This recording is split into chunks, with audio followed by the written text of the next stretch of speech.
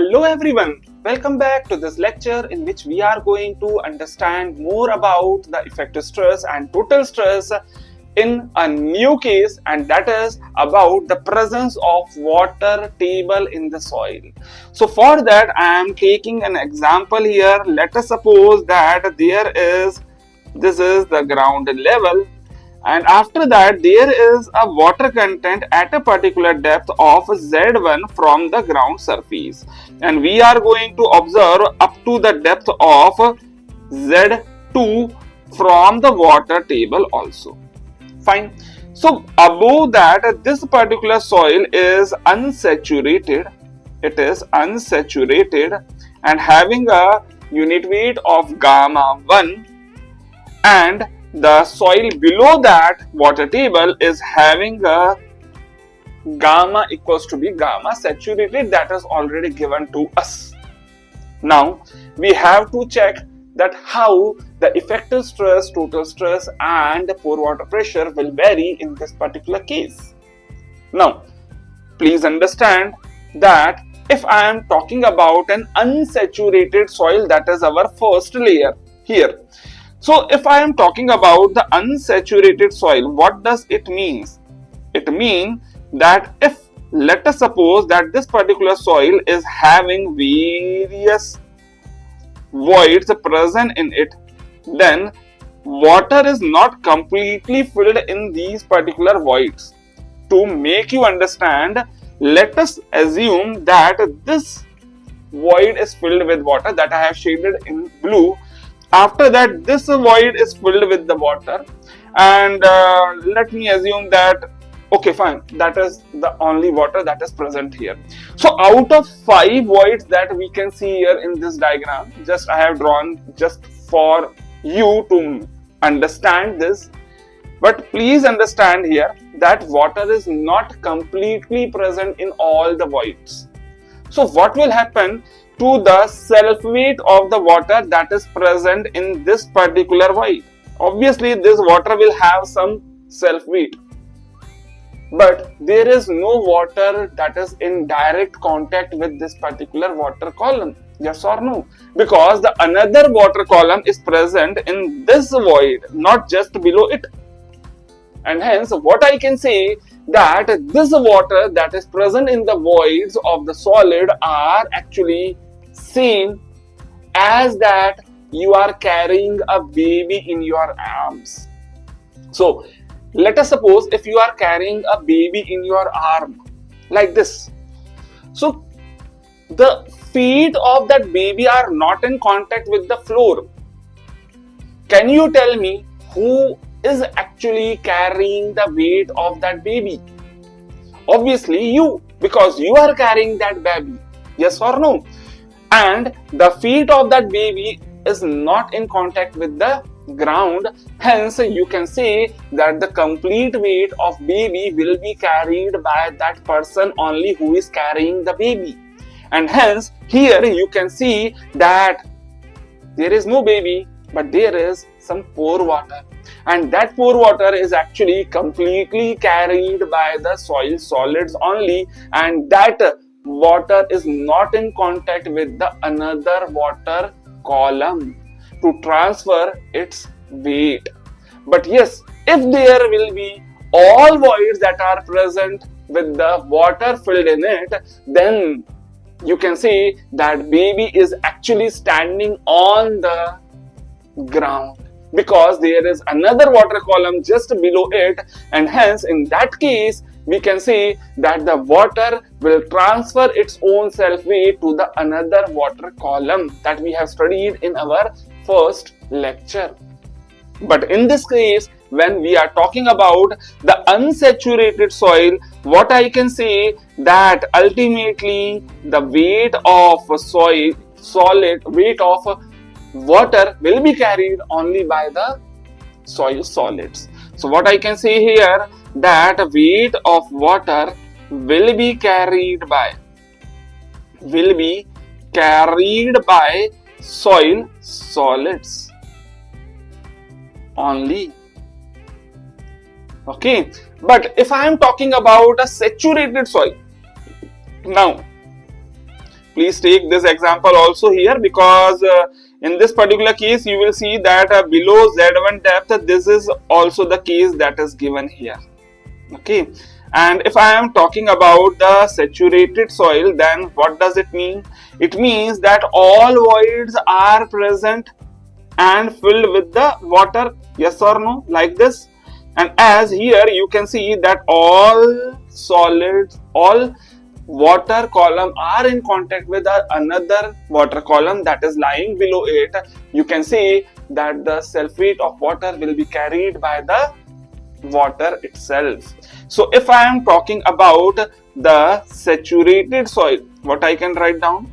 For the saturated soil, in saturated soil, what I can write down?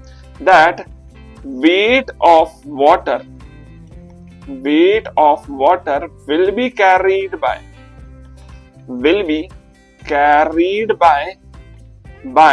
water lying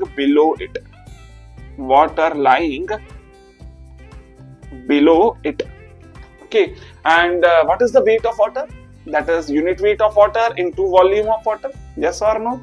And yes, you might be knowing that the weight or the pressure on the water does not depend upon the area of the container, that you have studied in the fluid mechanics. So whatever is the shape of the column, whether that is triangular or circular or rounded, what is the shape of column here? That is nothing but that is the voids, yes or no? So whatever is the shape of void, if water is completely filled in the voids and those voids are in contact with each other, then the pressure in water will increase by gamma W only.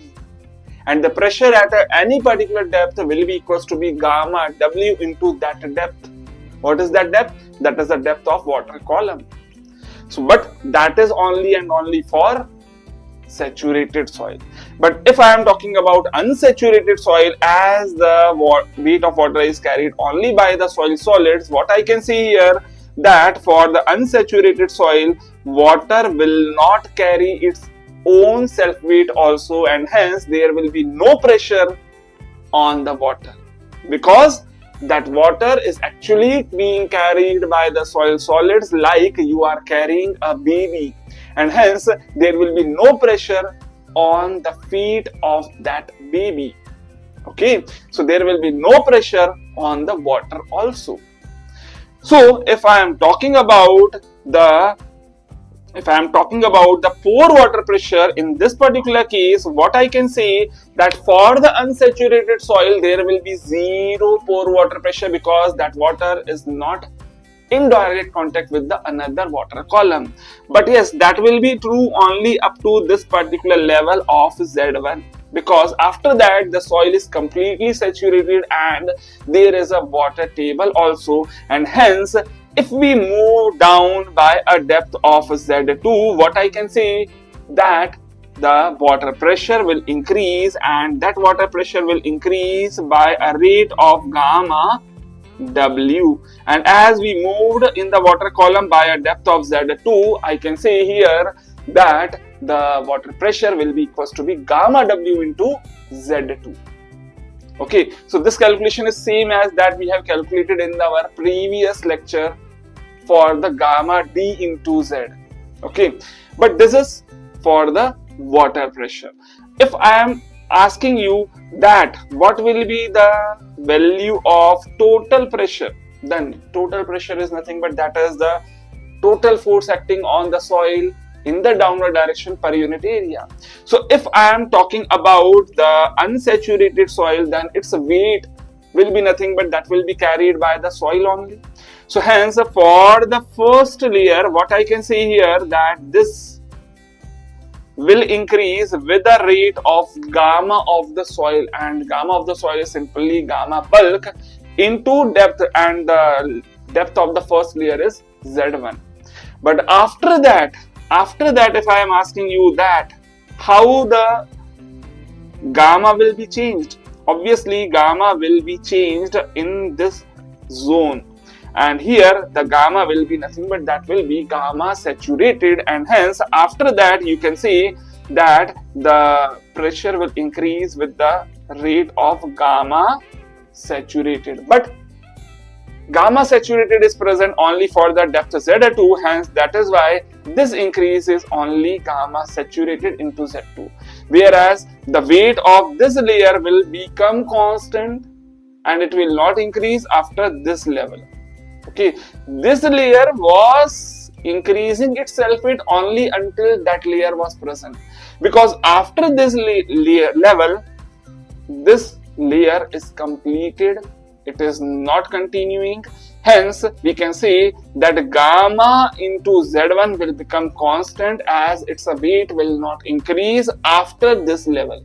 But yes, after this level, weight will be because of the second layer and its weight is actually increasing with respect to gamma saturated. That is why this function is increasing, but gamma into Z1 term is now constant after this level.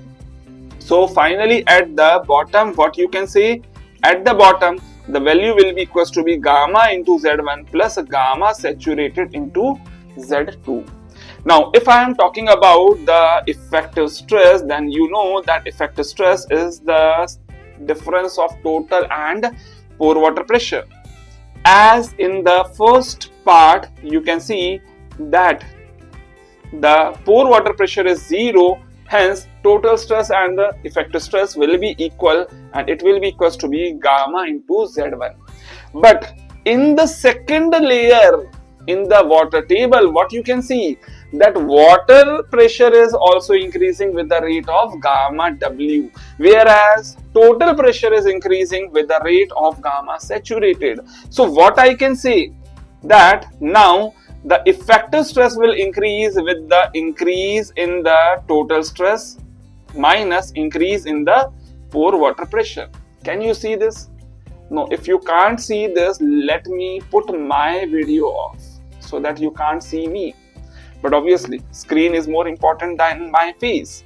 So, what is the increase in the total stress here? You can see in the second layer, in this layer, how the total stress is increasing with the gamma saturated, yes or no?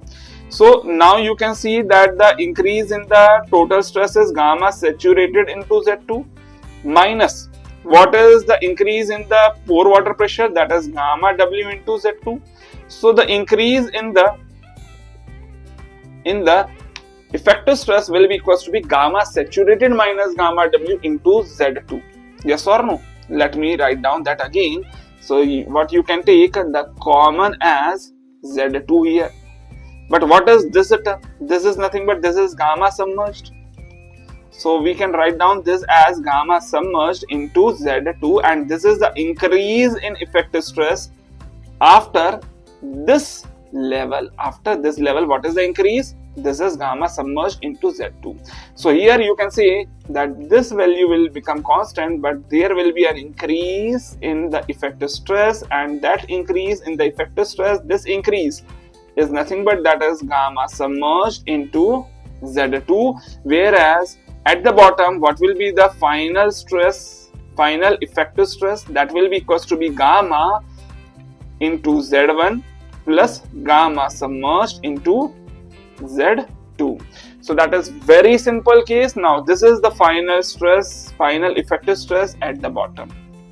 Okay, and yes, I hope now you can understand that how these three diagrams are plotted for the given soil. So that's all for this case. Obviously there is one more case that we are going to study in our next lecture, and that is about the submerged soil. So we will meet again in our next lecture. Till then, keep learning, keep growing.